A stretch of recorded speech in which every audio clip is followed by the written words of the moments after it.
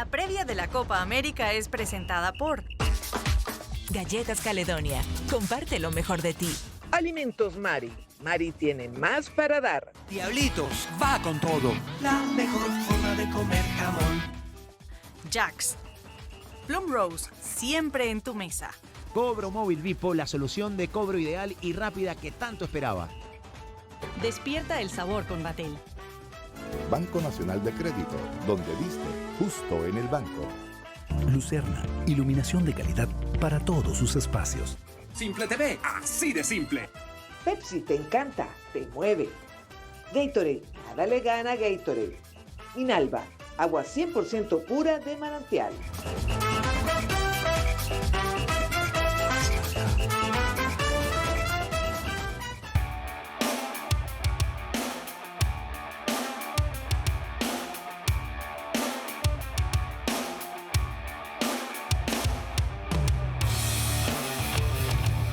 Y ustedes se preguntarán qué hace Alba Cecilia Mujica en la previa. Pues aquí me sentaron y estoy con todos unos expertos, ya se los vamos a presentar, pero le damos la bienvenida a esta ricura que vamos a compartir en este momento, pues previo a este juego maravilloso entre la Vinotinto y la selección de Perú. Dependiendo de esto, pues la venezolanidad va a estar cada día mejor porque la Vinotinto puede pasar a los cuartos de final. Así que, muchachos, ustedes que son los que saben de deporte, yo les dejo ahí el testigo para que empecemos este programa del día de hoy. Muchas gracias. Me encanta que hiciste toda la tarea, Alba, porque dijiste todo perfecto, quién contra quién, a qué momento del torneo, pero no pasa nada. Mira, Alba, te vamos a acompañar. Luis Carlos Calatrava está comentando en este momento en el Circuito Unión Radio la Copa América. Andrés Rojas, que está en 2+2 y es la parte económica y numérica, y cuando comience y se ponga difícil la clase el día de hoy, él es quien nos va a explicar. Y bueno, yo soy Luis Miguel Núñez y estamos aquí para conversar un rato contigo. Estamos los cuatro felices, además con todos estos productos maravillosos en nuestro... Sí. Es así como una especie de parrillita, ¿verdad? Algo así parecido. Qué rico, qué rico. Gracias por la invitación, de verdad. Claro, estamos aquí, como tú bien dices, Alba, en la previa de un partido importantísimo para la selección venezolana. Se va a medir la oncena José Peseiro con la de Ricardo Gareca. Un partido importantísimo porque dependiendo de nosotros mismos clasificamos a los cuartos de final si le ganamos a Perú. Si empatamos, tenemos que esperar que Brasil vence a Ecuador, y si perdemos, también tenemos que esperar que Brasil vence a Ecuador, pero por más de 5 goles. Así que, como dicen por ahí, mano, tengo fe. Oye, la etiqueta que se posicionó en las redes. Andrés, ¿cómo estás? Bien, buenas tardes. El fútbol económico, Andrés. Un tipo que de entre economía y petróleo sabe muchísimo. Bueno, sí, lamentablemente olvidé, cuando me dijeron que estaba invitado, salí a la carrera y olvidé que hay un libro genial que se llama Soccernomics, que es la lógica del fútbol, pero a través de la economía, cuánto contribuye el fútbol desde el punto de vista económico. Fíjate que casi que la Copa América fue un acto de fe, porque se pensaba que no iba a ocurrir y bueno, se impuso, y en buena medida es por la lógica económica de la importancia que tiene el fútbol. Lo vemos en el caso europeo y mucho más también en el caso de América del Sur. Incluso dicen, estaba leyendo por allí, que la FIFA tenía más países afiliados que la propia ONU, ¿sí? Naciones Unidas. Es que en la FIFA, todo aquel que tenga un equipo que quiera representarse, bienvenido, más allá de los temas políticos, que quizás en la ONU sí puedan existir algunas diferencias o algunos requisitos. Claro. Y entonces la importancia de la parte económica. Bueno, fíjate que el Reino Unido en la ONU es un solo país, pero cuando lo vemos en el fútbol, tienes a Gales, tienes a Escocia y tienes propiamente a Inglaterra. E Irlanda también del norte e Irlanda del sur. Irlanda del norte. Bueno, la República de Irlanda. Y tal. Bueno, si mañana se separan los catalanes, tendremos a Cataluña. Como también lo contrario ocurre con el Comité Olímpico. Se presenta como el Reino Unido, las selecciones no van por separados, escoceses, ingleses y galeses. No se presentan como el Reino Unido y sobre todo se hacen más fuertes. Lo hicieron en los Juegos Olímpicos de Londres. Vamos a comenzar justamente, ya que hablamos de dinero, vamos a comenzar a ver cómo es el fútbol en el tema de los negocios. Fútbol y negocios, esta es la previa por Mundo VR. Con el balón de fútbol se mueve también la economía. Para tener una idea, tan solo 30 países a nivel mundial producen el PIB que el negocio del fútbol mueve anualmente. Más de 500.000 millones de dólares en actividades como traspasos de jugadores, publicidad y asistencia a los estadios. Esto además de otros negocios derivados de la popularidad del mismo. Para que nos podamos hacer una idea de la dimensión del deporte rey, Con los 220 millones de euros que desembolsó el PSG por Neymar, se hubiese podido construir y reconstruir la ciudad siria de Mosul, devastada por la guerra. Pero antes de la pandemia, estos eran los clubes que más dinero generaban. Con la pandemia, todo cambió. El fútbol europeo perdió unos ingresos de hasta 8.100 millones de euros en las 2 temporadas.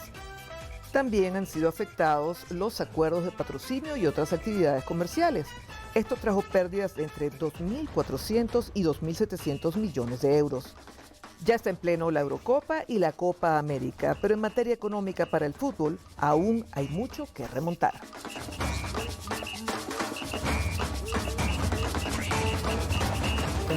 Cifras son lapidarias, ¿no? Sí. Sobre todo por la pérdida. Federico Caballero de Economy Media está con nosotros desde España. Qué bueno poder conversar con él vía Zoom en esta previa, porque él justamente nos va a informar lo importante que es desde el punto de vista económico el fútbol y sobre todo cómo están haciendo pues en la FIFA y en los países que están participando en esta Copa América para recuperar la cantidad de pérdidas frente a una pandemia tan larga y tan terrible como la hemos tenido en el mundo entero. Bienvenido, gracias por acompañarnos. Hola Alba, ¿qué tal? Buenas tardes a todos. Igual. Sí, efectivamente, bueno, como comentabas, la pandemia ha generado grandes pérdidas, no solo en América, estamos hablando de pérdidas en todo el mundo. Y bueno, son sobre todo pérdidas ligadas al hecho de que en algunos países se han suspendido las competiciones el año pasado y ahora se están recuperando, pero los aforos siguen siendo limitados. En el caso de la Copa América, recordemos, se ha tenido que mover la sede y se está jugando en Brasil con un público muy limitado y eso lógicamente resiente los ingresos que se reciben por entradas. Por otra parte, lo que comentabas también, eso también es muy interesante, el tema de los derechos televisivos, teniendo en cuenta que la gente en muchos países ya no puede ir a los estadios. Un poco lo que se está apuntando es a recuperar esos ingresos a través de derechos de televisión y que la gente al menos pueda disfrutar de la Copa América desde sus casas. Ahora, Federico, cuando hablamos de la estructura económica que tienen los equipos o las federaciones cuando hablamos de fútbol, no es solamente los tickets que pueden vender por el aforo o quizás los derechos televisivos. Hay todo un tema de patrocinio. Algunos clubes tienen evidentemente también las personas que son parte de ese club y de esa sociedad y sus aportes. Ahora, quisiéramos que nos explicaras esa estructura económica de un equipo, de una selección en materia económica y cómo se puede solucionar en medio de este entorno, en medio de esta situación de la pandemia, cuando esas estructuras se ven afectadas. Bueno, efectivamente hay clubes que están sufriendo unas pérdidas millonarias, con lo cual creo que esa pregunta se le están haciendo ahora mismo los directivos de muchísimos clubes en todo el mundo, ¿no? Desde luego, como comentabas, los ingresos por entradas no son ni mucho menos los únicos ingresos que tiene un equipo. Pensemos también en todo el merchandising. Esas son cosas que, sobre todo ahora en la Copa América, yo creo que uno de los aspectos positivos de la Copa América es que de alguna manera reaviva en los aficionados al fútbol un poco ese consumo de merchandising ligado a la selección de cada uno. Luego también, como te comentaba antes, los sponsors son muy, muy importantes porque mientras si consideramos que menos personas van a ir a los estadios, pero más personas se quedan en su casa viendo el fútbol, pues en ese caso seguramente anunciarse para una empresa, anunciarse en esos espacios televisivos será más rentable. Entonces, dentro de esta estructura de ingresos que me preguntabas, mi opinión es que los clubes están intentando redirigir un poco sus ingresos de lo que eran ventas de entradas a lo que es sponsors, publicidad y derechos.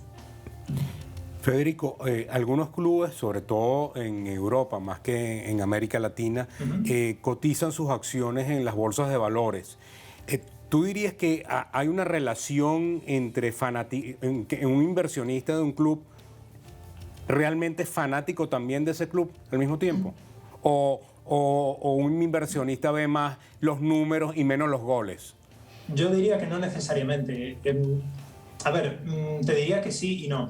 Es decir, no todos los que invierten en un equipo de fútbol tienen por qué tener algún tipo de vínculo emocional con ese equipo, pero es como cualquier empresa.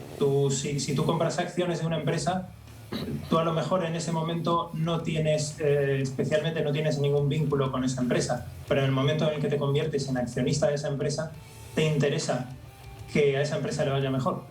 Entonces, por decirlo de alguna manera, si tú compras acciones de un equipo y no eras aficionado, te diría que en el momento en el que compras acciones de ese equipo, ya estarás gritando los goles de ese equipo, porque tu dinero depende de ello.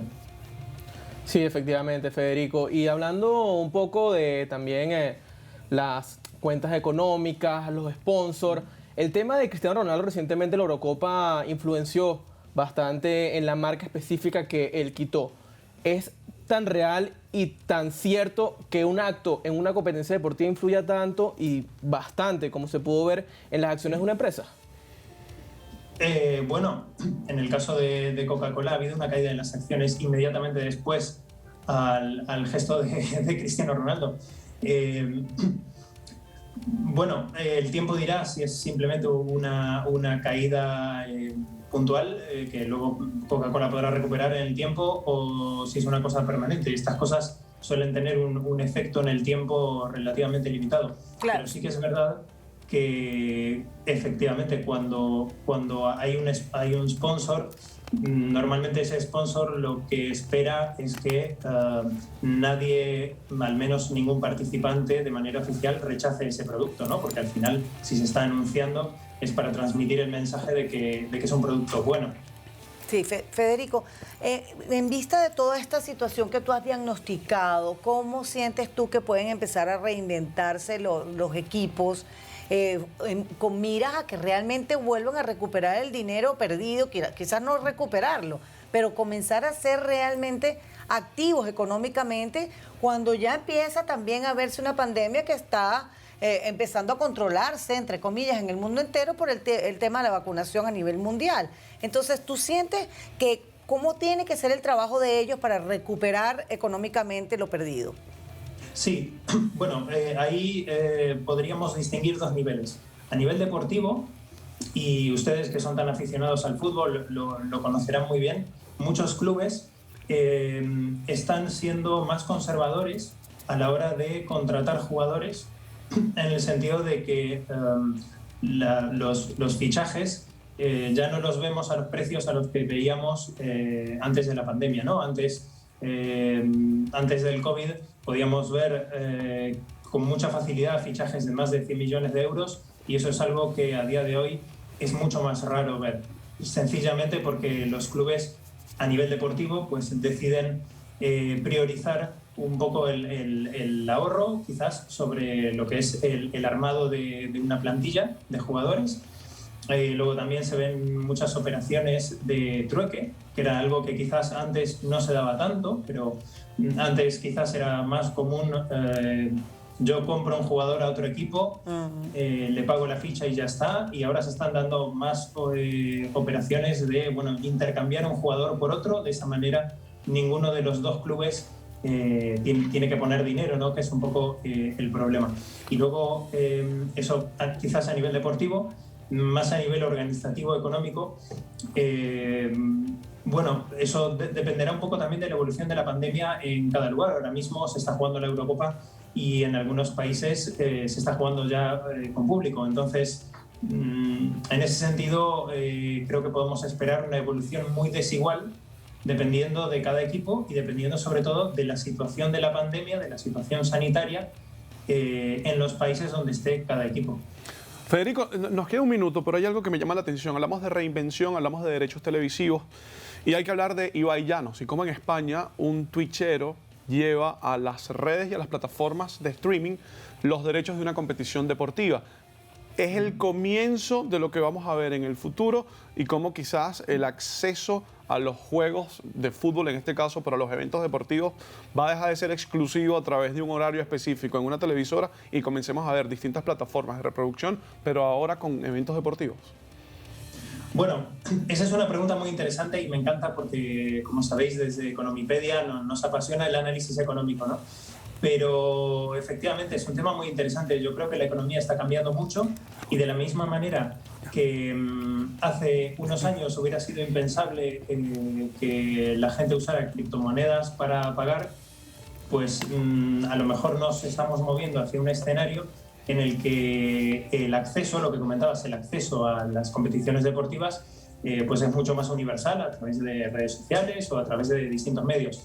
Yo concretamente no puedo prever qué recorrido tendrá esta iniciativa concreta, pero lo que sí puedo decir es que en un mundo cada vez más digital, más globalizado y donde ya hemos asumido como parte de nuestro estilo de vida el hacer todo a distancia, igual que teletrabajamos, cosa que hace unos años era mucho más raro, igual que hemos asumido teletrabajar o hacer la compra del supermercado por internet, pues o las películas en lugar de ir al cine, abonarnos a plataformas, pues a lo mejor el futuro efectivamente no está en los medios tradicionales de televisión para estas competiciones deportivas, sino efectivamente en medios más ligados a internet. Bueno, será. Muchísimas gracias, Federico, por haber compartido. Era Federico Caballero. Sí, señor, Federico de Caballero. Economipedia, dándole esa lógica que tiene los temas deportivos, pero desde una visión económica. No, ojo, hay algo interesante con la pregunta de Luis Carlos, que en algún momento en los medios o en las escuelas de comunicación y de periodismo en Venezuela, que es el tema de la publicidad por emplazamiento, sí. Evidentemente la marca pagó por estar ahí. Pero aquí la publicidad por emplazamiento para el evento deportivo no tiene que ver quizás con la que permita el personaje. En este caso lo que hizo Cristiano Ronaldo, y depende no solamente de sus gustos, sino también de las firmas y los contratos que él tenga. Y de su propia marca, tomando en cuenta que él también, entiendo que está desarrollando un agua, lo que llaman las aguas inteligentes, las Smart Water, su marca CR7. Pero es algo que viene desde la historia. En los Juegos Olímpicos de Barcelona 92, la selección de baloncesto de Estados Unidos tenía el uniforme con una marca específica y Michael Jordan tenía los zapatos de otro. Exacto. Y él se puso la bandera para taparse la marca al momento de la premiación. Y allí comenzó este problema o este dilema entre las marcas que visten a un jugador o las marcas que patrocinan el evento completo. Bueno, pues se generó todo un debate. Es que también hay, como tú dices, por emplazamiento, porque por lo menos hablamos de Lionel Messi, él viste y es la imagen de una marca deportiva alemana, pero en su club viste la competencia directa de una marca americana. Entonces, la cierta forma que le dieron la vuelta a eso es que Messi siempre usa los zapatos de esa marca y cuando termina de jugar se quita la camiseta del Barcelona y está la otra marca que él viste, que es la imagen. Eso es algo que se resalta mucho también en esto de la Eurocopa. Pero es diferente a lo que hizo Cristiano Ronaldo. No, sí, lo que hizo Cristiano Ronaldo sencillamente fue quitar algo que él no consideraba y tampoco es que y lo apartó completamente y también Paul Pogba hizo lo mismo, pero ya con una idea un poco más religiosa una cerveza. Consecuencias también. Pero también si él lo hace, yo lo hago. Pero ¿tú crees que con lo de Cristiano Ronaldo no haya consecuencias? ¿Ustedes creen que no? No, pero algo que yo aprendí en la universidad, que creo que Luis Miguel me puede, según también Andrés, es que no importa y no hay publicidad mala. Cristiano Ronaldo hizo eso, quitó esa marca.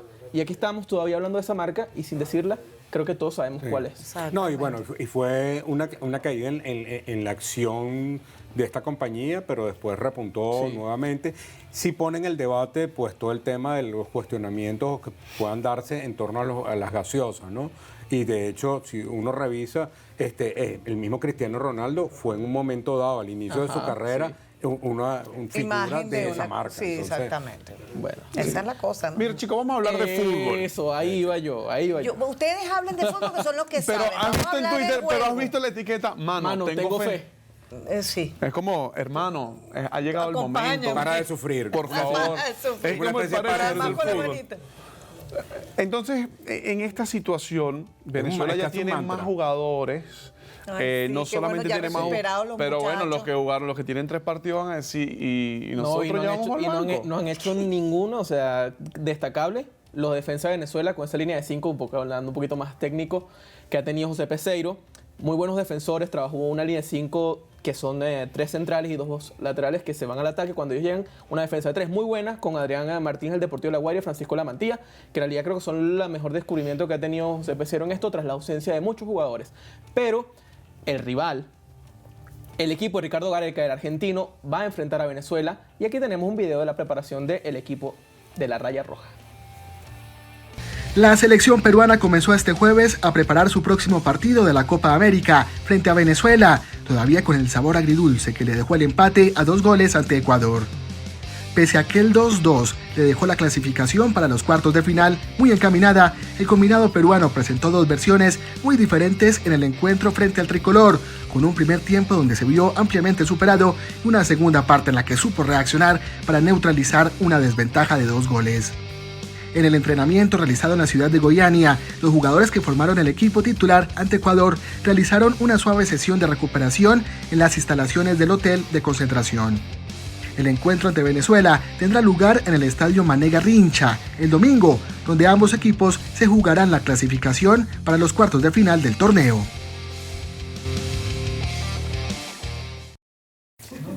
Así se prepara Perú para enfrentar a Venezuela. Es el último encuentro de ambas selecciones en esta fase de grupos. Colombia es la única selección que descansa. Quedó con 4 puntos. Y los escándalos alrededor, sobre todo de la prensa colombiana, han sido... Es que el tema del árbitro del último encuentro contra Brasil es muy polémico. Todavía seguimos hablando de eso porque fue la interpretación de una jugada específica, la que apegó al reglamento. La que no anularon. La que no anularon. Pasando un poquito la idea, es que el balón, Neymar fue a dar un centro a otro jugador de Brasil, pegó en el árbitro argentino Pitana, y hay una polémica ahí, porque la regla dice que si el balón le pega al árbitro, se suspende la jugada, pero circunstancialmente. Si el balón iba en dirección a otro compañero, continúa la jugada. Si iba en dirección a un colombiano, no cancela la jugada porque la pelota rebotó por un brasileño. Posteriormente, él hizo un gesto que fue lo que pasó y lo que generó polémica, porque él hizo un movimiento haciendo... Tengo dudas.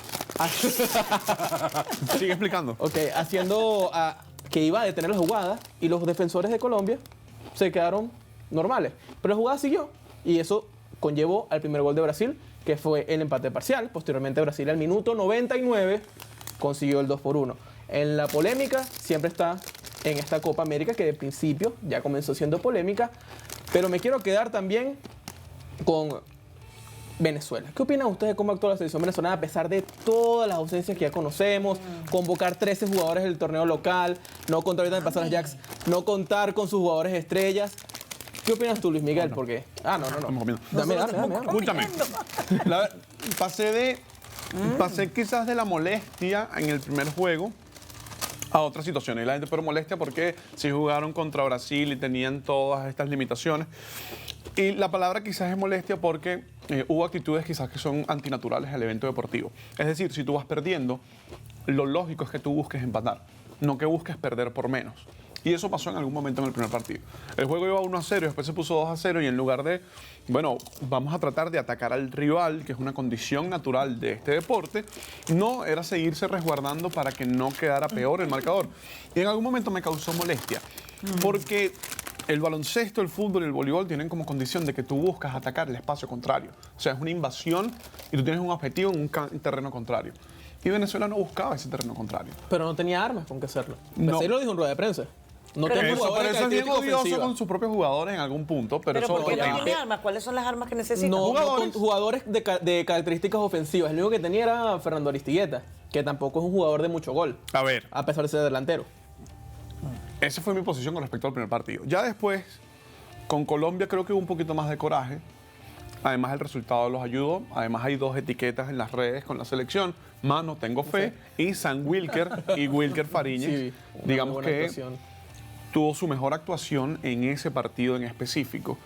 Y posteriormente, contra Ecuador, fíjate que se dejó atrás lo que no se hizo.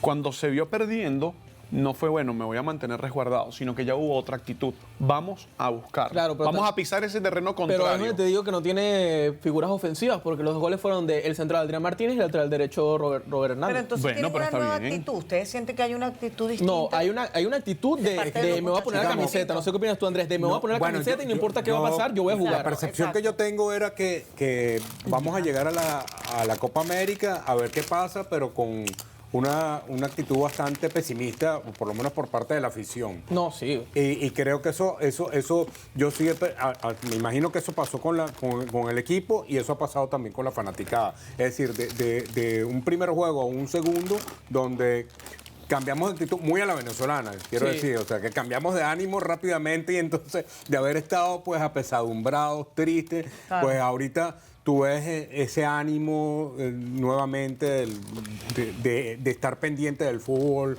de ver qué pasa con la Vinotinto. También yo creo que hay un tema cultural, Alba, y porque las selecciones de los deportes de conjunto terminan siendo en algún momento la representación de un país. Claro.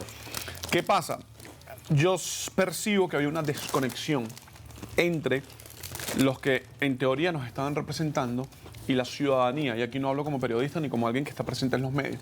A la gente dejó de prestarle un poco de atención porque, bueno, los jugadores quizás estaban un poco más endiosados, un poco más alejados. Eso sí es verdad, eso sí es verdad. Se rompe esa situación, se rompe esa situación con estos chamos. ¿Por qué? Porque, bueno, contra los todopoderosos están mostrando coraje, están mostrando valentía, están mostrando, bueno, si tú me das una patada, lamentablemente la violencia no es buena, pero yo te la devuelvo. Sí. Es decir, es esa situación de me enfrento a esta situación. Es que lo que pasa fue que Peseiro convocó muchísimos jugadores, incluso en esta Copa América hizo debutar a 6 que en su vida ni siquiera habían hecho categorías inferiores con la Vinotinto. Se hizo querer la camiseta, se hizo jugar por la camiseta, jugar por un puesto, algo que ya con los, como les dicen por ahí, los divotintos, que son los jugadores que tienen ínfolas de ser, son importantes. No vamos a mentir que los jugadores que están en la titularidad siempre son importantes. ¿No creen ustedes que son más conocedores que Peseiro le ha introducido un toque de humildad? Sí, bajó los humos, porque en realidad nosotros nos creemos superiores y nunca hemos ganado nada. No puede siempre ser estamos eso, viendo los demás por tiene que haber encima. un cambio de actitud, o sea, ¿cómo vas a creerte superior siempre? Exacto, porque, porque quedamos subcampeones del mundo. Sí, es un logro haber quedado subcampeones del mundo. Claro. ¿Tú sabes qué selección también fue campeona del mundo sub-20? Qatar, y nunca participó en un mundial. Entonces, ¿a qué estamos jugando? ¿A qué estamos jugando? Tenemos que centrarnos y decir, ok, somos buenos, hemos tenido un crecimiento importante, pero no hemos logrado nada, ni siquiera hemos ganado una Copa América. Creo que Qatar, la primera vez que va a participar es ahorita cuando organice el Mundial, ¿no? Sí, es la primera vez que va a participar en un Mundial de mayores. Sí. Entonces, la idea es... Buena estrategia. Si no clasifico, lo organizo. Visionario. Visionario. Un detalle, hay que tener el dinero y también, y también mucha influencia, porque ese Mundial de Qatar no se va a jugar en esta época del año, se va a jugar en diciembre, porque la temperatura es más cómoda en esa parte del mundo. Que son entonces, si lo jugaban en julio, agosto, iban a ser 50 grados. Incluso los estadios tienen aire acondicionado interno. ¿Qué es lo que pasa? Tienes tanta influencia y tanto dinero que vas a hacer mover todas las ligas para que terminen antes o comiencen después del Mundial. Eso es algo muy importante y hay un movimiento político ahí. Pero antes de eso quisiera tocar un tema que es muy importante, que posiblemente lo veamos de aquí a los cuartos de final, que es los penales. Siempre está la presión del arquero con los penales. Hemos visto actuaciones muy buenas de Wilker Fariñas. Creo que incluso en ese Mundial Sub-20 tuvo un penal importantísimo de cara a clasificar a la final contra ese partido de Uruguay, donde había jugadores que hoy están también en la selección uruguaya. Y para eso le damos la bienvenida a Andrés Toñi, preparador de arqueros, para ampliar este tema, porque siempre... Marcos Toñi. Sí, es que lo que pasa es que Andrés Toñi es alguien con que estudió en la universidad y me vino por ahí. Marcos, ¿cómo estás? Debe ser mi hermano, porque hermano ¿tú qué estudiaste? ¿Arquitectura? No, comunicación, pero él estudió en el Ángel.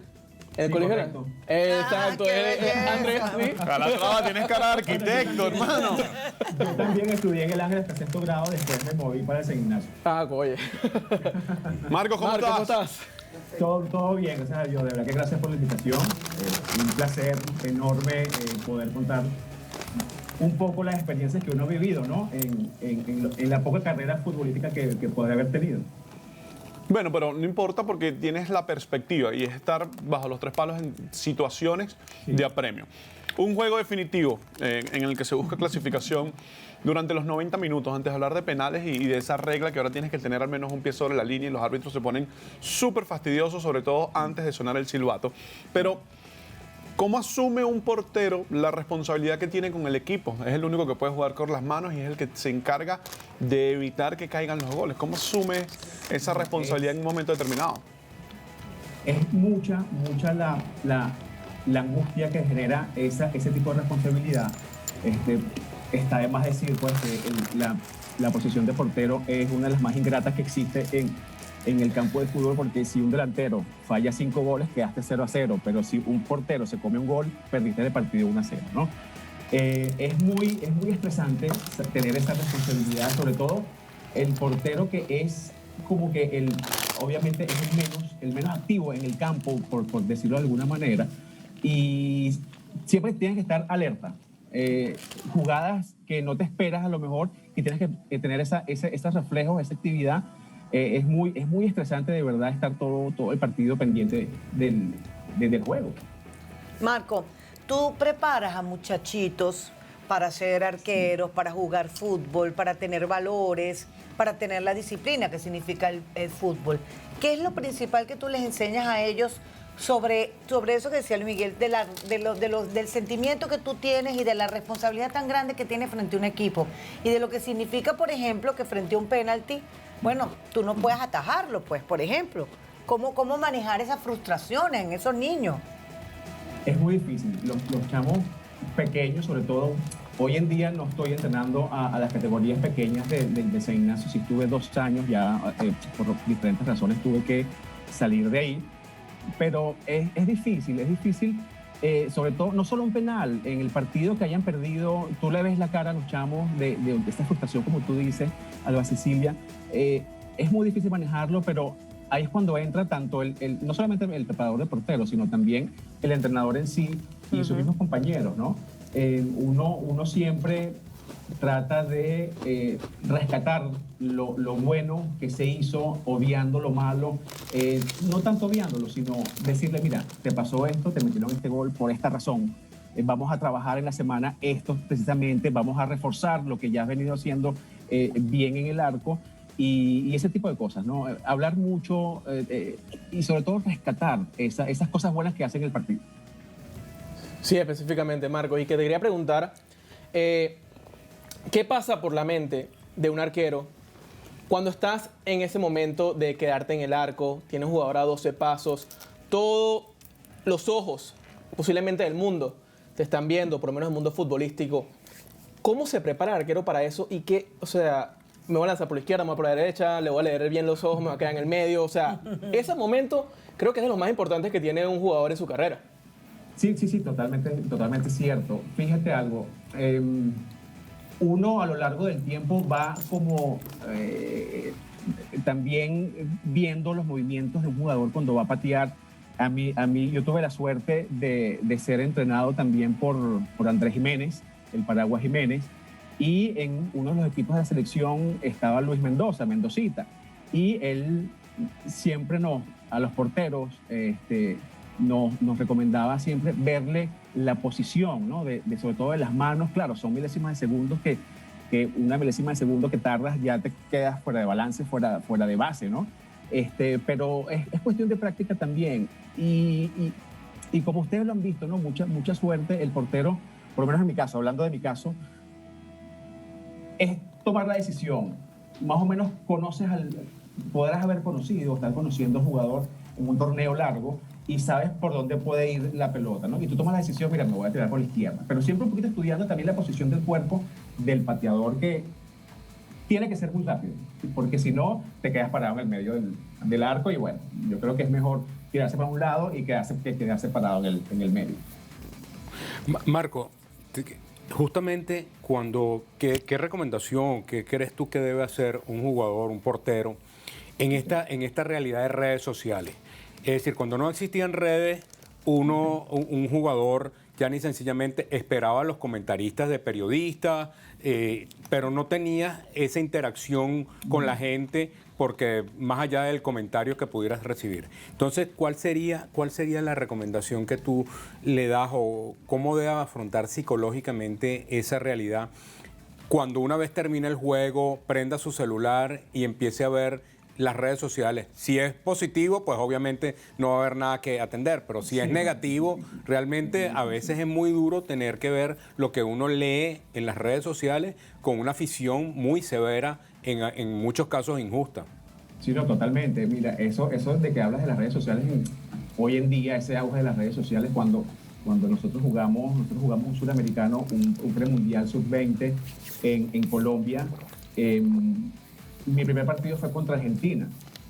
Después, bueno, fueron 3 goles que nos comimos ese primer partido. Y bueno, obviamente me sentaron a los siguientes 2, 3 partidos, ¿no? Que si hubiesen existido las redes sociales como existían hoy en día, yo creo que yo llegaba hasta ahí, ¿ok? Yo creo que tiene que quedarse con lo que le dicen sus compañeros de equipo, su entrenador, su preparador de porteros, su familia. Más allá, a lo mejor para ti lo hiciste bien, pero para el resto de la gente, hablando en temas de redes sociales, lo hiciste mal y eres malo, no deberías estar ahí, no te mereces la posición. Yo creo que lo mejor es escudarse en tus seres cercanos, en tu equipo, en tus defensas, en tu preparador de porteros, que es el que te va a guiar, hablando de portero como tal, como posición en el fútbol. Yo creo que esa sería mi forma de actuar para protegerme, para proteger el autoestima, que eso, por más que sea, influye tanto positiva como negativamente. Ahora, Marcos, ya que hablas de esa participación, de haber estado en un partido y que te hayan sacado para el siguiente, hay 2 perspectivas. La de Joel Graterol, que estuvo contra Brasil, le metieron 3 y no participó a partir de ese momento, pero también la de Wilker Fariñez. Estuvo en el banco en el primer compromiso y después asume la responsabilidad. ¿Qué puede hacer cada uno de ellos o qué perspectiva se puede analizar o se puede prever en cuanto a la actitud que ellos deben asumir ante la situación? Mira, todos los jugadores que participan en una selección, sea distrital, sea nacional, tienen que estar preparados para o ser titular o ser banca. Siempre tienen que estar pendientes, siempre tienen que estar activos y un poco en la jerga beisbolística, en el turno al bate, ¿no? Uno tiene que estar siempre preparado para respetar la decisión que pueda tomar el entrenador en ese momento. A lo mejor le pareció que no estás a la altura, a lo mejor le parece que sientes mucha presión por jugar con un público de 30, 40 mil personas, o sea, primer partido internacional en una selección nacional. Son muchos factores que te afectan, ¿no? Pero en el caso de que está en la banca, es un equipo. No sé si me estoy explicando. Un equipo que, sea quien sea, estén ahí, tiene que echarle pichón y bueno, es la selección. Sí, es así, Marcos. Y hablando de equipo, creo que José Peseiro ha armado un buen planteamiento después de todo lo que ha tenido, las muchas bajas, convocar a otros jugadores, hacer debutar a otros que nunca habían estado ni siquiera en categorías menores. Desde tu punto de vista, ¿cómo has visto el desarrollo de la selección venezolana, primero cayendo derrotado 3-0 ante Brasil, luego consiguiendo 2 empates y uno con sabor a victoria en ese igualdad a 2 ante Ecuador, ahora enfrentando a Perú? A Perú. Mira, yo los estoy oyendo antes de empezar la charla y sí, el hecho de defender la camisa nacional, eso es algo indescriptible, de verdad que sí. Pero también hay que tomar en cuenta que es una vitrina enorme, un torneo, una Copa América, un Suramericano, una Copa Libertadores, cualquier torneo internacional es una vitrina para el jugador de hacerse mostrar al mundo. Vas a ver que muchos de estos chamos que, como tú dices, no han pasado nunca por las inferiores de la selección, van a tener muchos contactos con equipos, no a lo mejor grandes, pero así se empieza. Y mira, han demostrado una capacidad de verdad, un sentimiento de pertenencia a la selección, más allá de, no sé, de jugar un partido de fútbol. Es de verdad, es un sentimiento tan indescriptible, de verdad, saber que una cantidad de personas que están en un país te están fijando en ti en ese momento y tú dependes de ti mismo, ¿no? Como equipo, como jugador, y es bárbaro. De verdad que te lo puedo decir que es un sentimiento pero espectacular. Qué bello, qué bonito, ¿no? Bueno, Marcos, queremos agradecerte que hayas tenido la disposición de conversar con nosotros previo a lo que será este encuentro entre la Vinotinto y Perú. Y bueno, de portero a portero, que le des todas esas buenas vibras y energías a Sam Wilker, que hasta ahora... un portero chico más pequeño en cuanto a tamaño del promedio, pero que no me hables de ese tema. Pero lo sustituye con una capacidad de estar agazapado y defender. Ese tema, no me hables porque casualmente yo, una de mis debilidades siempre ha sido la estatura. Yo mido 1,73 m. Okay. O sea, no es el ejemplo vivo de un portero, ¿no? ¿Cuánto debe medir un portero? ¿Cuánto? Es que no existe una medida estándar. Generalmente el portero, un poco para intimidar, un poco para jugar las pelotas aéreas, por supuesto debe tener una ventaja lo que es el tamaño. Pero para uno que siempre ha sido no pequeño, sino un tamaño, una estatura estándar, se le complica mucho más por la competencia, ¿no? Pero mira, Wilker, yo conozco mucho a su papá, a Quique Fariñez, que él jugó conmigo en unos torneos.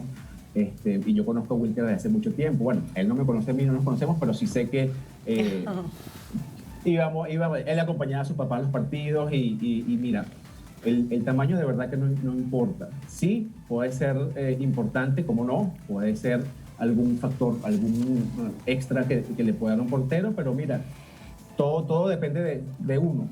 De uno, hay muchos porteros que conocemos que han sido de bajas estaturas y han llegado a sus selecciones en su país y a jugar profesional. Claro. Seguro que sí. Marco, muchísimas gracias y que bueno, Marco. a ligar a Vinotinto. Buenas tardes. Amén. Chao. Amén, seguro. Buenas tardes. Teníamos a Marcos Togni. Ese GN Togni. Bueno, pero está bien. Ojo, me pareció bastante educativa la perspectiva del equipo. No, sí. Estás representando a un país. Si te tocó la importancia de la banca. Eso que hemos dicho, que si te tocó y se vio en los últimos partidos. Creo que en este momento, bien, ahora algo que le ha gustado mucho a la gente aquí en la previa de Unión Radio y es el famoso reto gol.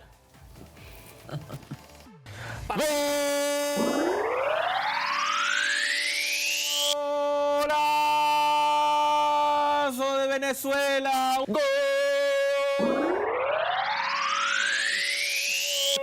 ¡Golazo!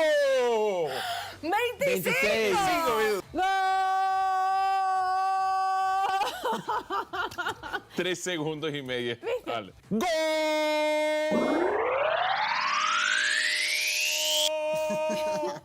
¡De Venezuela!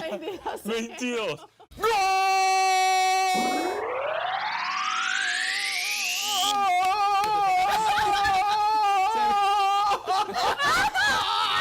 ¡Esta es trampa! ¿Qué? ¿Cuánto? 27. ¡Gol!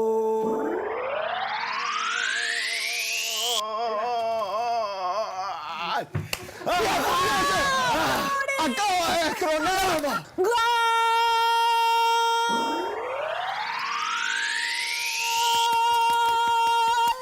¡Bien! 15. No más. Digno. Más de 16. Yo tenía 6. ¡Gol!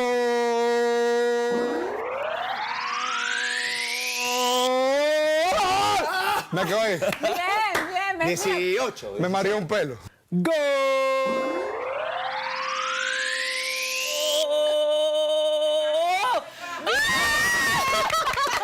¡Dios! ¡Gol!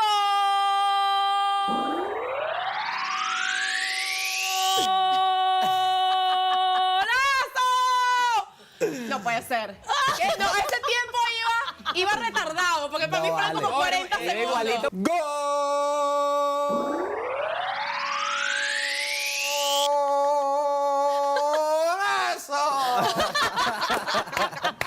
Le metí ánimo al final. Claro. Una posición. ¡Gol!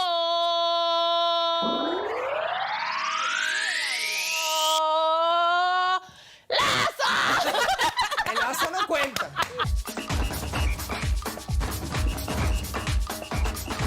Lamentablemente no Voy a Alba. Voy a Alba. Ay, Dios mío, voy. Ok. Déjame respirar aquí. ¿Cómo es que se respira? La jugada, ponle la jugada, Luis Miguel. Que te cante la jugada. O sea, una narración, algo leve. ajá. Tiene la pelota por derecha el Brujo Martínez, el centro, la cabecea Joseph, que tiene el mismo apellido y...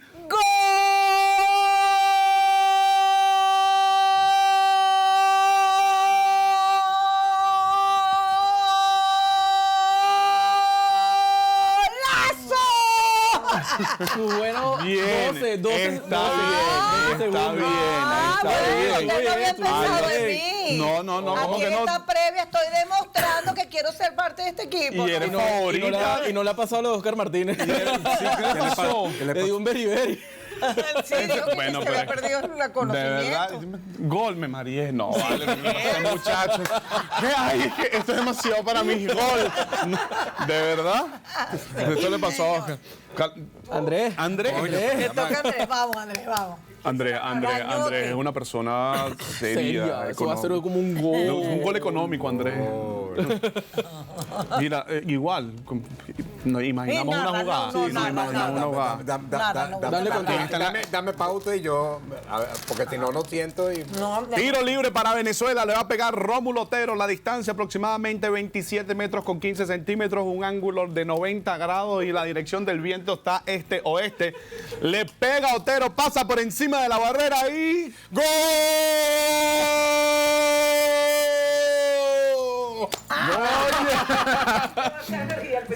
Sí, vale. Se gané, Andrés. Tenías que administrarte, Andrés. Comenzaron. Sí, me faltó ejercicio de estómago.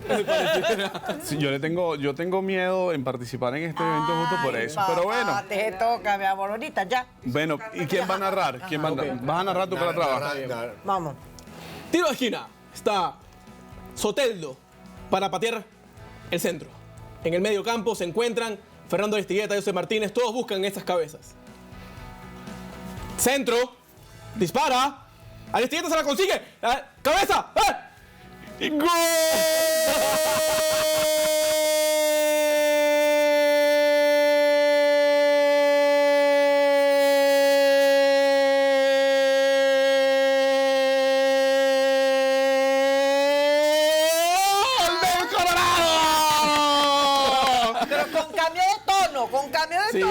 Porque ese era el momento, ya entiendo a Oscar Martínez, ese era el momento del desmayo, solo traté de agarrar un poco más de aire. Mira, pero esto, la labor del narrador, a veces se ve, a veces la gente no lo toma tanto en cuenta. Y hay momentos específicos, el jonrón, el gol, y ahora cada uno tiene su frase. Pero después de la frase tiene que venir el grito tradicional del gol. Son buenos algunos. Claro, lo que Sí, pasa sí, es que, sí. lo que pasa es que yo percibo que en el caso del béisbol, mi impresión, que tienes como momentos de pausa. Claro. En cambio, el fútbol... No, y más si es en radio, porque por lo menos en televisión tienes un poco de tiempo que el espectador está viendo la imagen. En radio tienes que imaginar, describir la imagen. Tienes que transmitir, tienes que describir y transmitir emoción. O sea, de los mejores narradores, y no es por hacer alarde de él, que no es por...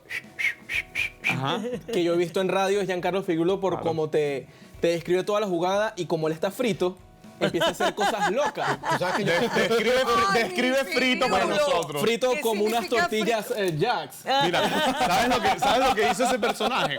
En el partido Colombia-Brasil lo estaba narrando en la televisión y le mando un mensaje, ¿qué pasó? ¿Todo bien?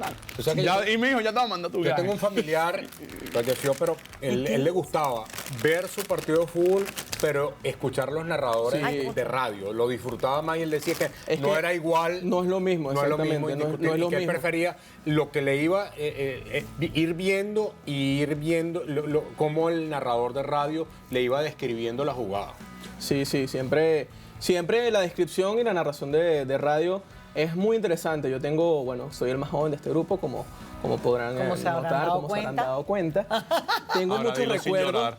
Ahora dilo sin llorar. Te da tu drama, está bien. Drama, estoy haciendo alusión a que yo me acordaba cosas de la radio que a lo mejor ustedes ya habían vivido, pero las narraciones de yo estando en el colegio, el Mundial del 2010, aquí por el circuito de radio, me recordaba mucho. Estaba Al Escandal, estaba muchos que no están en este momento. Claro. Y siempre era, a pesar de que no podíamos ver televisión porque estábamos obviamente en clase. Mentira. Embuste. Por la ¿Qué hora. sientes Por al la mentir? hora. ¿Qué sientes al mentir? Nunca me jubilé para ver en la cantina el juego. Está bien. Bueno, Mucho bueno. gusto, Calatrava. Te estamos conociendo.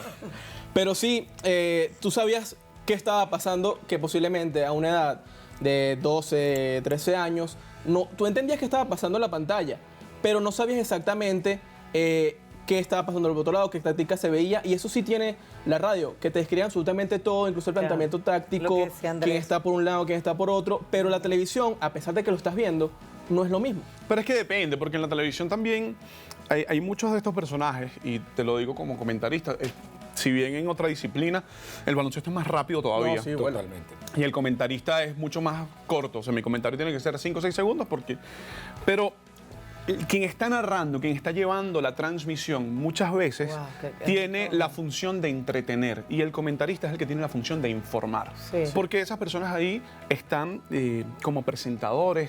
Y, por ejemplo, cuando revisas la historia, su principal característica no era la técnica, ¿no? Bueno, que en este momento hay un 4-4-2 o que quizás no, era la emoción bueno, que Papadito transmitía. Candal. ¿Qué hiciste? Claro, yo creo. ¡La mandaste para Altagracia, Perituco! Está el caso de se me va a caer la cédula, pero no importa, de Gonzalo López Silvero, que cuando lo ponían en otro rol, sobre todo de traductor, de concursos de belleza, etcétera, tú sentías que te estaba narrando un evento deportivo. Una pregunta, ¿y Calatrava no hace el gol?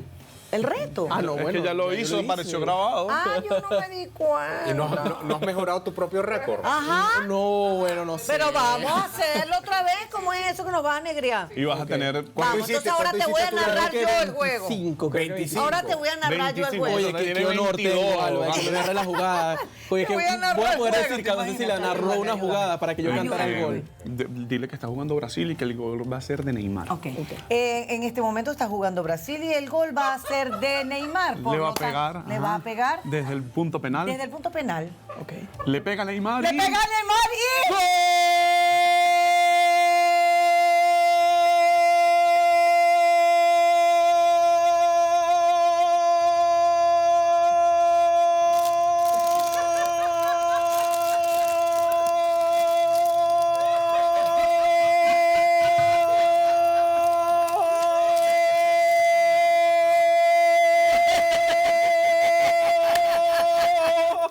¡Bien! Bueno, 27 segundos. Bueno, vámonos a comerciales. Pero con el sombrero de Calatrava. El sombrero. Primer plano del sombrero. Mira el sombrero de Calatrava. Eso, por favor. Por favor. Va a aumentar, no solamente mejoró su récord, sino que va a aumentar el peso también. No, ya venimos. Mira, acabaron con la mesita. Ya venimos y esto va a estar arreglado. Ya venimos. La previa de la Copa América es presentada por Galletas Caledonia. Comparte lo mejor de ti. Alimentos Mari. Mari tiene más para dar. Diablitos, va con todo. La mejor forma de comer jamón. Jax. Plum Rose, siempre en tu mesa. Cobro Móvil Vipo, la solución de cobro ideal y rápida que tanto esperaba. Despierta el sabor con Batel. Banco Nacional de Crédito, donde diste justo en el banco.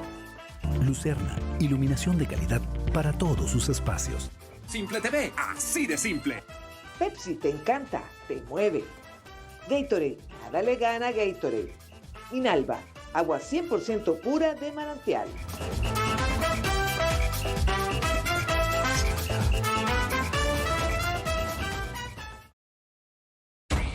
La previa de la Copa América es presentada por Galletas Caledonia. Comparte lo mejor de ti. Alimentos Mari. Mari tiene más para dar. Diablitos, va con todo. La mejor forma de comer jamón. Jax. Plum Rose, siempre en tu mesa. Cobro Móvil Vipo, la solución de cobro ideal y rápida que tanto esperaba. Despierta el sabor con Batel. Banco Nacional de Crédito, donde diste justo en el banco. Lucerna, iluminación de calidad para todos sus espacios.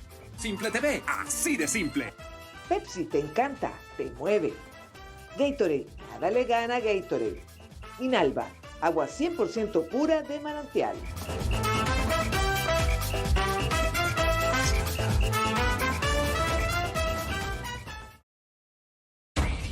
La previa de la Copa América es presentada por Galletas Caledonia. Comparte lo mejor de ti. Alimentos Mari. Mari tiene más para dar. Diablitos, va con todo. La mejor forma de comer jamón. Jax. Plum Rose, siempre en tu mesa. Cobro Móvil Vipo, la solución de cobro ideal y rápida que tanto esperaba. Despierta el sabor con Batel. Banco Nacional de Crédito, donde diste justo en el banco. Lucerna, iluminación de calidad para todos sus espacios. Simple TV, así de simple. Pepsi te encanta, te mueve. Gatorade, nada le gana a Gatorade. Inalba, agua 100% pura de manantial.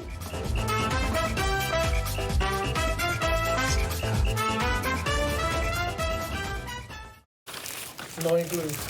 No va incluido. Alba. ¿Qué? Estamos, mira, ya todo está en su sitio. No, todo hemos volvió a su dejado lugar. atrás Y por un empezaron a rato. abrir las galletas, entró como un ataque de hambre en el momento. Hemos dejado atrás por un rato a Luis Carlos Calatrava porque le dio un segundo saponcio después de gritar el gol. Se sintió horrible. Durante 27 segundos. De hecho, allá le están dando Respiración, un boca a tetero, boca. pero Ay, de no, no, Gatorade boca a para boca, tratar de subir un poco los niveles. Pero bueno, nos acompaña ahora Jaime Noguera. Jaime, bienvenido. Muchas Esta gracias, es la muchas previa gracias. por Mundo UR. Placer.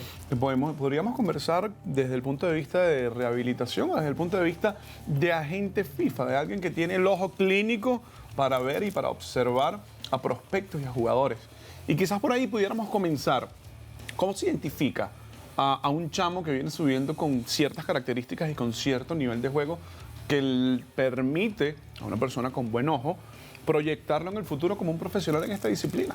Sí, no es difícil. En un principio no es difícil. Tú siempre ves, como dicen, en la manada, ves uno que se destaca, que tiene mal carácter cuando lo hace mal, que se molesta, o sea, que tiene compromiso con la jugada, que quizás no es grosero, que es gentil con sus compañeros, pero lo que sí vemos ya desde el punto de vista científico, que es lo que muchas personas dicen, bueno, ¿dónde está el dinero? ¿O dónde está lo importante de este muchacho? Bueno, hay un concepto que se llama la propiocepción, que es cómo está la relación tuya con el medio ambiente y cómo percibes que viene el balón, a qué velocidad viene el balón y cómo actúas contra el balón si le tienes miedo al balón. Cómo repartes balones, si corres con el balón pegado a los pies y tienes que verlo o no tienes que verlo, sino que puedes levantar la cara para ver a los compañeros y dónde pasarla. ¿Y qué pasa cuando lo sacas de la manada? ¿Cómo empieza ese prospecto a desarrollarse en este mundo nuevo para él? Porque puede ser que esté jugando como un amateur, pero luego, ¿qué pasa allí? Bueno, normalmente hay dos grandes procesos. Uno, que cuando vuelve a una cancha, vuelve con varios niños que lo sacaron de su manada. Entonces, es algo natural. Claro, aquí están todos fuera de su ambiente natural, vamos todos a iniciar con esto. Pero hay unos términos que son mucho más profesionales. Tú vas a jugar esta posición, tú vas a jugar esto, este espacio es el tuyo, ¿qué sabes tú de esto? Bueno, vamos a tratar esto. Entonces, empiezas a llevarlo allí. Y la otra forma de hacerlo es que lo incorporas a un equipo que ya está estructurado. Y el niño que está ocupando ese espacio, ese día no lo convoca, sino que traes a este niño y le dices a la manada, mira, tenemos un cachorro nuevo aquí, lo vamos a incorporar, vamos a ver qué tal va. Y todos, esa manada ya en algún momento ya hicieron esa actividad, que fueron los nuevos de esa manada. Y entonces así lo vas incorporando a los grupos. Pero ahora, en el pasado, por lo menos, uno veía mucho, sobre todo aquellos que habían estudiado en colegios de orientación católica, por la tradición española, europea que tenían estos colegios, que había una mayor afición al fútbol a diferencia de otros centros educativos. ¿Eso ha cambiado? ¿Tú dirías que eso ha cambiado con el tiempo o eso es igual? ¿Se ha afianzado mucho más esa focalización del prospecto hacia el fútbol y ves eso? ¿O ya tú dirías que hay como una mezcla entre el fútbol y otros deportes tipo el béisbol? No, yo pienso que los niños, y lo he visto con mis sobrinos, los niños están volcados hacia el fútbol, sigue siendo muy fuerte esa tradición en los colegios, sobre todo los católicos, pero ha aumentado la competencia. Hay varios colegios que están metidos en este pool de competencia. Y también entiendo que por la ley del deporte hay muchos colegios que han permitido que los niños vayan a prácticas en la mañana y luego en la tarde tengan un tutor y tengan un régimen diferente a los otros muchachos. Por esta condición de que pueden ser sub 13, sub 15, de alguna selección o una preselección o algún equipo profesional que lo está viendo y que los va a catapultar a un equipo profesional o una vino tinto. Entonces ya hay más flexibilidad con este tema. Hablaste de las categorías y eso me lleva a hablar de las edades. En alguna época era pre-A, pre-B, infantil A, infantil B, infantil C, para luego ser juveniles. Exacto. Eso ahora en distintas disciplinas cambia al under, al U17, U15, U13. ¿A qué edad ya un muchacho se le pone la ficha, sabes que este es un buen prospecto? ¿O no es una edad en específica, sino es un proceso y algunos maduran antes y están listos antes que otros? Te diría que esa ficha puedes repartir la plata en 3 fichas. Una hasta los 12 años, puedes evaluarlos todos hasta los 12 años, luego hasta los 16 y luego podría ser hasta los 18. Y eso es masculino. En femenino lo haría intercalado, haría con las niñas hasta 12 y después hasta 14 o 16. ¿Y qué pasa con el prospecto y la educación? La parte de los muchachos que tienen que seguir estudiando, pero además también tiene que entrenarse, ya su vida cambia porque está metido en los grupos, empieza más actividad, empieza más práctica, tiene que hacer más juego. Y a su vez, paralelamente, el que continúe estudiando, que tenga buenas notas. Sí, pero se empiezan a separar de la manada de los equipos de los colegios, empiezan a separarse los que trabajan solamente en la liga colegial a los que están en un equipo profesional, son de la cantera de un equipo profesional o son vino tinto, como los hay en colegios normales. Hay algo que tú dices importante, que es el tema de las horas de estudio. Y hay niños que entonces quieren complacerse o complacer a los curas de jugar en el colegio, pero también tienen que jugar con el equipo quizás distrital, porque son seleccionados, y de repente cada 4 semanas lo convoca la vino tinto. Entonces puede haber una sobrecarga. Claro. Es un tema para otro día. Claro, pero ahí pasaríamos a la parte física. Exactamente.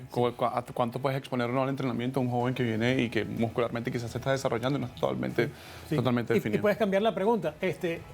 ¿Cuánta preparación tiene que tener un jugador para poder jugar tantas horas? Claro. Va al revés. Juega cualquier En el caso venezolano se están viendo cada vez más niñas en colegios jugando y por parte de los padres orientar a sus hijas. Sí. Te lo pregunto porque uno ve que eso en España, en Italia, Francia, cada día avanza más. En el caso venezolano. En Europa y en algunos países asiáticos es normal ya jugar fútbol. En mi época no existía eso. Era la hermanita fastidiosa que quítate de aquí. Creo que ahorita hay una regulación que obliga a que por cada tantos equipos masculinos tengas uno femenino. Igual pasa con la Vinotinto, tiene que tener todos sus equipos y también los equipos estatales. Hay una gran movida con esto. Nuestra campeona Deina ha ayudado en esto, ha sido un ejemplo positivo. Pero sí hay un crecimiento en el área del fútbol femenino. Ahora, cuando se habla de escauteo en nuestro país, probablemente la disciplina que venga a la cabeza es béisbol. Seguro. Porque los scouts vienen de otros países, de otras ligas, a ver a los venezolanos y ver qué material se pueden llevar joven. Cuando hablamos del escauteo en el fútbol, ¿cuál es su posición en este momento con respecto a otras disciplinas y su evolución propia? ¿Cómo está el tema del escauteo en Venezuela para una disciplina como el fútbol? Sin ningún tipo de envidia con los otros deportes. He visto también que han venido profesionales del exterior a buscar jugadores de básquet. Claro. En las canteras y en los colegios, en las ligas colegiales. Eso quiere decir que aquí hay para todos los gustos y para todos los deportes.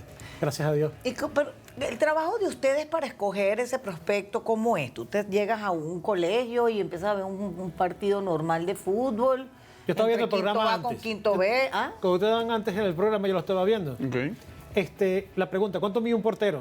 Ajá. Si 2 porteros son iguales, tienen la misma explosión, tienen la misma velocidad de reacción, pero uno mide 1,80 m, otro mide 1,92 m, ¿a quién vas a comprar? El de 1,92. Al de 1,92 porque va a cubrir mayor espacio en la misma cantidad de tiempo. Pero ¿cómo haces tú? ¿Te vas al lugar y los observas? Los vas viendo.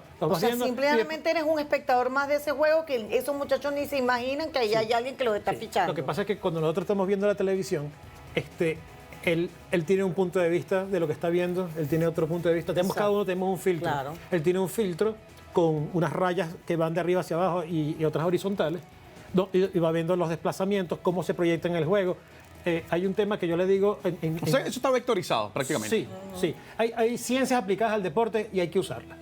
Si no, vamos a ir muy atrás a los otros países. Bueno. Estas personas tienen que ver unas condiciones especiales en estos muchachos y definitivamente las tienen, y lo que hacen es tomarlo, colocar en un equipo que los desarrolla. Y sí se ven diferencias.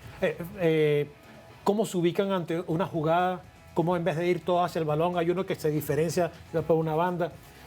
Cómo un portero sale 2 pasos adelante y después espera la jugada. Cómo trabajan en equipo también, ¿no? Sí. Cómo se desplazan en masa. Cuando hay muchachos que corren más lentos para poder llegar a la jugada porque su compañero que la pasa no es tan hábil, pero sí hay otros que son los preferidos y son hábiles con el tema de la jugada.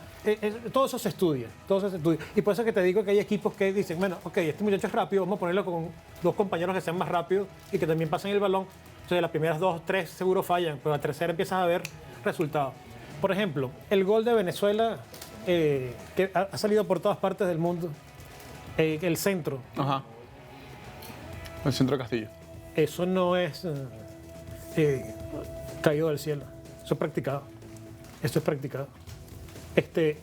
Igual que la falta de reacción del defensa, que en vez de cuando vio el balón que venía, buscó a quién se lo estaban pasando.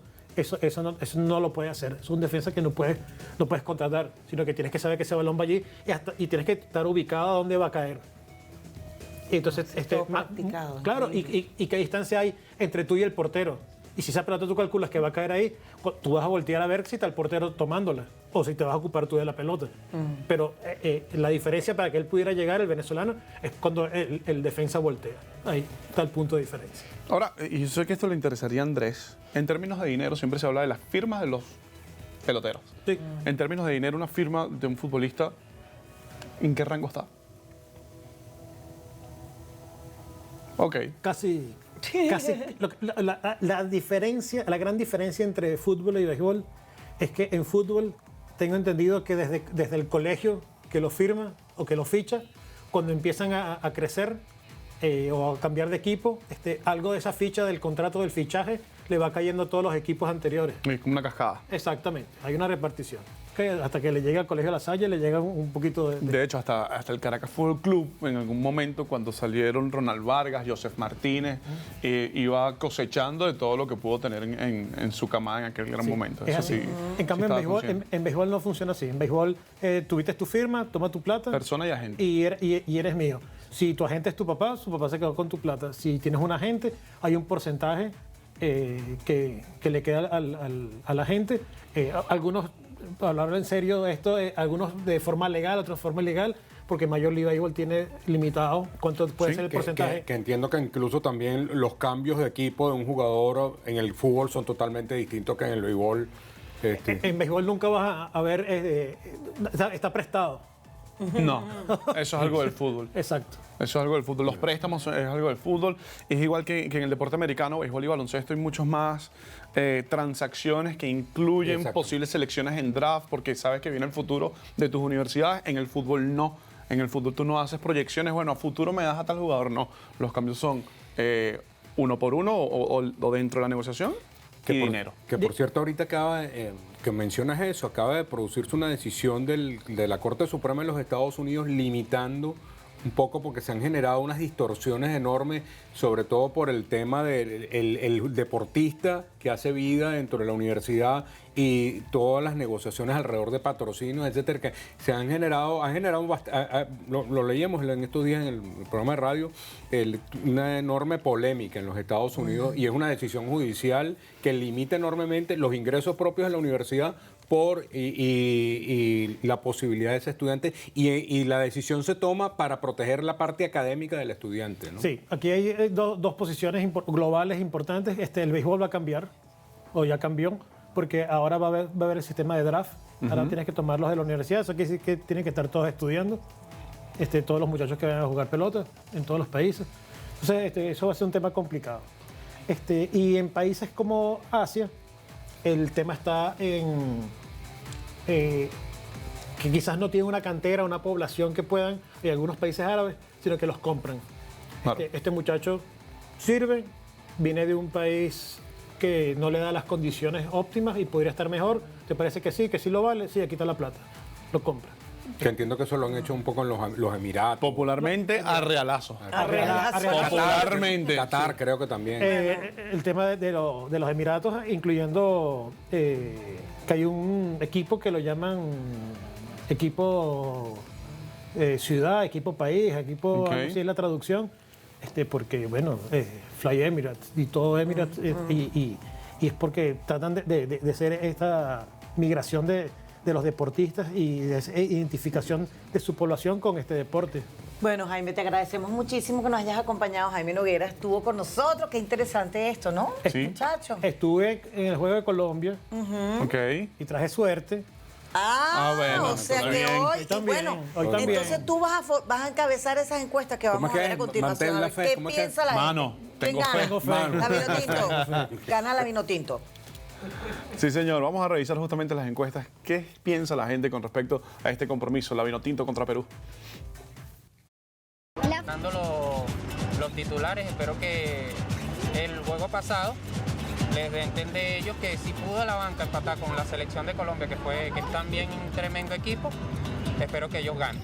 Venezuela tiene un buen sistema defensivo, tiene nuevas incorporaciones en el ataque y eso le va a dar la victoria 2-0. Venezuela 3 y Perú 1. 2-1 a favor de Venezuela. Porque apoyo a mi selección, porque es mi país y tenemos que apoyar a nuestro país independientemente de todo.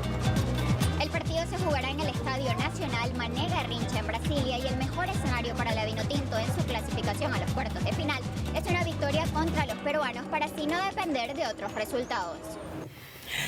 Wow, pero 2-1 es así como cerrado, ¿verdad? Sería un juego. Oye, aparte que muy interesante. Que Venezuela marque 2 goles así La gente tiene fe. Tienes mucha fe. Andrés, Tienes mucha fe. mano, tengo fe.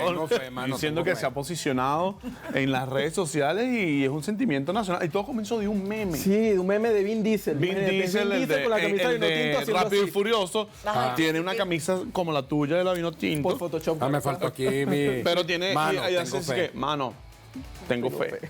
Y a partir de allí se generó toda esta campaña. Oh, pero ha tenido más calada que algunas otras relacionadas a la más selección. que la famosa y popular Somos de Talla Mundial. No, yo no la quería decir. Que conste que fue Luis Carlos Calatrava. Somos de talla mundial. Sí, ese era el hashtag y el eslogan que usaba la selección cuando el técnico era Rafael Dudamel, porque recordemos que el técnico nacido en Yaracuy llevó a la selección venezolana sub-20 a un mundial y llegó a un mundial sub-20 y llegó a la final.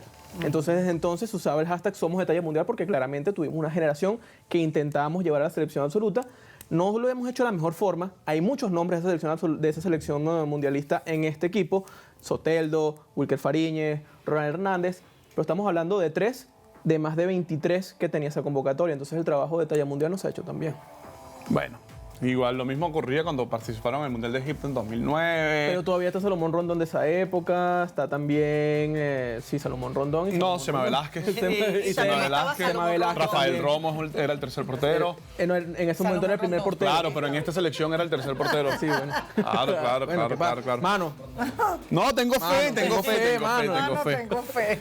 Andrés se vino con su camisa Vinotinto. Y yo estoy encantada de haber merendado hoy aquí. Sí, La gente con tortillas. Desde 1938, Andrés. Las selecciones nacionales utilizan el color vino tinto, como todo en este país, ligado al tema militar. A dedo fue el color. No, recordarás que políticamente hubo un momento que trataron de quitarle el color vino tinto. Fue todo un tema polémico. Sí, no, la camiseta que usaron en los Juegos Centroamericanos y del Caribe de los años 80, exactamente no me acuerdo la fecha, pero usaron una camiseta amarilla con el escudo de Venezuela, con el mapa de Venezuela en esta parte de la manga, y muchos hacían alusión a que la parte que se veía más era la colombiana en el mapa, porque la parte del brazo izquierdo hacía alusión al Esequibo, y la parte derecha hacía el Zulia que da como por el cuello. Entonces, que el color amarillo sea tan prominente en esa camiseta hacía alardes como de que esto era una selección que está intentando copiar a Colombia, cosa que no era así. Incluso con esa camiseta logramos el primer triunfo histórico de selecciones de fútbol al conseguir la medalla de oro en esos Juegos Centroamericanos. Centroamericanos y del Caribe. ¿Este muchacho aprendió todo eso en la cantina de su colegio? No, él se jubilaba, te estoy diciendo. Él nos cayó en mentiras a todos aquí. Claro. Hasta le dijo a un entrevistado, ay, yo también estudié en el Ángel, yo no me he escapado. ¡Mentira! ¡Embuste, señor! Por favor. No. Calatrava, en ese Mundial del 2010, ¿tú ibas a qué equipo? En ese momento me gustaba mucho España, que a la postre fue el campeón. ganó. Sí. Luego en el Mundial de Brasil 2014, yo estaba en la universidad, me gustaba mucho la selección de Bélgica. Ganó Alemania al final. Y en el de Rusia 2018, Liga Francia, ganó Francia. Creo que tengo un poco de suerte. El día que te emocionó cuando viste que Iker Casillas le dio el beso a Sara Carbonero. Claro, después de ese pero ¿qué emocionante... ¿Qué edad tenías en Sudáfrica? En Sudáfrica, eso fue hace 11 años, ¿no? 11 Sí. 11 años. Tengo 26. Tenía 15. Tenía 15 años. Sí, se emocionó por el beso. El beso de Sara Carbonero. Claro que el beso lo emocionó. Mira, el juego es en el Manera Garrincha. Tuve la oportunidad de cubrir, pero en la parte exterior durante el Mundial de Brasil 2014, justamente. Emocionante ese estadio, ¿no? Tiene una arquitectura muy característica. Impresionante. De hecho, de afuera impresiona más que el Maracaná. Y de afuera no parece un estadio, porque tiene una arquitectura muy moderna. Columnas. Exacto. Bueno, pero como es el segundo estadio más grande de todo Brasil, después del Maracaná.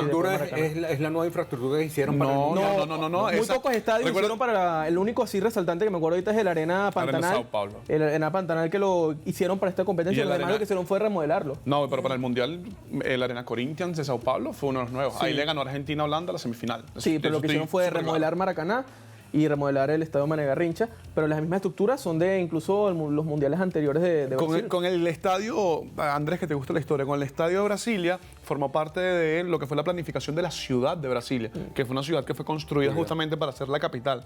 De hecho, está ubicado muy cerca del centro de la ciudad y los terrenos que tiene alrededor, o sea, no es que hay edificios, casas y no, todo está planificado, tiene mucho espacio alrededor y su principal característica, si buscan una foto, son las columnas que tiene alrededor justamente. Sí, que por fuera, el Estadio Nacional Mané no Garrincha. pareciera un estadio, sino incluso puedes hablar de muchos museos de arquitectura en el mundo, porque tú estás acostumbrado a ver un bloque de cemento desde por fuera y lo que ves son las gradas y las columnas. Casi llegas a ver el terreno de juego porque están las puertas muy amplias. Buen sitio. Sí, muy buen sitio. Bueno, buen sitio es el que ustedes tienen en su casa acomodadito, bien apertrechadito, porque el juego está a punto de empezar. Sí. Venezuela-Perú, Perú-Venezuela. Dame resultados, Calatrava. Yo digo que victoria de Venezuela 1-0. Cuidadito. Hay que sufrir. Ese partido lo van a escuchar por la señal, porque como los dos partidos son al mismo tiempo, el Ecuador-Brasil y el Venezuela-Perú, lo van a escuchar por la señal de La Mega, Onda y Play Talk Radio con la narración de Giancarlo Figulo y los comentarios de Giuseppe Palmariero. En el otro encuentro, el Brasil-Ecuador, que también ese resultado nos puede ayudar mucho si Brasil llega a vencer a Ecuador y nosotros empatamos o caemos derrotados con Perú, ahí vamos a estar Julio Goncalves en la narración y yo, mi persona, Luis Carlos Calatrava, en los comentarios por la señal de Éxitos y Unión Radio Noticias. Búscala. Bueno, te vamos a escuchar con el gol. Claro. Ahorita se va corriendo el señor Calatrava. Mira, Alba, había cosas que yo no me había imaginado en la vida y era hablar de fútbol contigo, así que muchísimas gracias por invitarme para la parrilla en tu casa. Claro, dale, estuvo estupenda. No, ahora vamos a comer carne. Chao. Un besito. Gracias por la invitación. La previa de la Copa América es presentada por Galletas Caledonia. Comparte lo mejor de ti. Alimentos Mari. Mari tiene más para dar. Diablitos, va con todo. La mejor forma de comer jamón. Jax. Plum Rose, siempre en tu mesa. Cobro Móvil Vipo, la solución de cobro ideal y rápida que tanto esperaba. Despierta el sabor con Vatel. Banco Nacional de Crédito, donde diste justo en el banco. Lucerna, iluminación de calidad para todos sus espacios. Simple TV, así de simple. Pepsi te encanta, te mueve. Gatorade, nada le gana a Gatorade. Inalba, agua 100% pura de manantial.